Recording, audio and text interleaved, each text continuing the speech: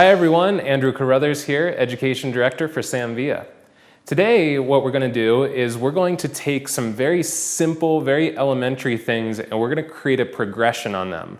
The best way you can go from good to great is by making small shifts in what you're already doing. Certain things like certain blow dry techniques that we do, the way that you take those from that good to really fantastic is we make really simple changes. So we're going to talk about the relationship of this guy, the nozzle, on our Sam Villa Professional Ionic Blow Dryer, the relationship of that nozzle to the brush, because it has a massive effect on the finished product. First thing first, let's talk about when we're doing the technique of flat wrapping. We're taking the Sam Villa paddle brush and we're putting tension against the head to use the head almost like a big roller. When we do this, what's really important is where is this blow dryer in relationship to it. Many times the challenge that I see in the salon is the blow dryer sits in one spot and then the brush moves. What you really want to do is you want to get the nozzle of the blow dryer almost connected just behind the brush where we can get this, what we like to call truck and trailer motion, where it almost seems like it's hooked to the back of the brush.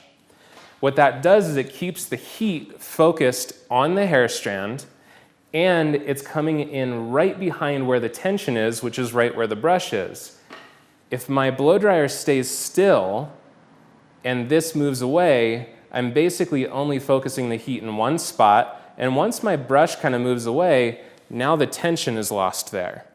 So where this nozzle is in relationship to this brush is essential for great control when you're doing that flat wrapping technique. Now, if I'm taking an actual section of hair and picking up this section and placing it into the brush, it's also really essential where the blow dryer is in relationship to the brush, the nozzle to be specific. So what we want to do is when we pick up a section, whether this was a round brush, right now we're using the Sam Villa styling brush, we want to make sure that the nozzle of the blow dryer is always coming in and blowing down the hair strand. So it's moving down the cuticle. If I rotate more this way, I'm going to blow into the cuticle and I'm going to expand the cuticle. Now the other way that could be too much is if I'm too flat with the brush, I'm just blowing air across the top of the hair. I'm not getting the airflow and the heat down into the hair strand. The other benefit of a lot of our brushes is the material inside the brush is meant to really retain heat. So if I'm up here and blowing really flat, I'm not getting the heat into the brush. So again, what's really, really essential is that the nozzle is coming in, blowing down into the hair. It's blowing into the brush and always down the hair strand. Last but not least, third tip that's really important is do not press the nozzle into the hair. The reason this is important is twofold.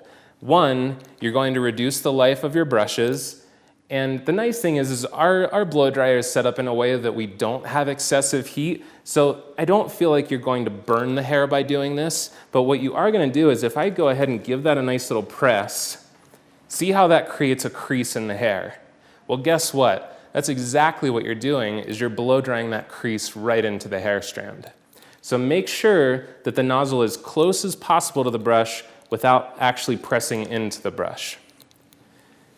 These are the three really important tips that we can give you to take your blow drying to that next progression and take something that's very, very simple, very elementary, from good into something really fantastic.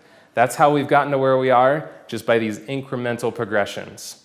Thank you for watching. Hope that takes your blow drying to the next level.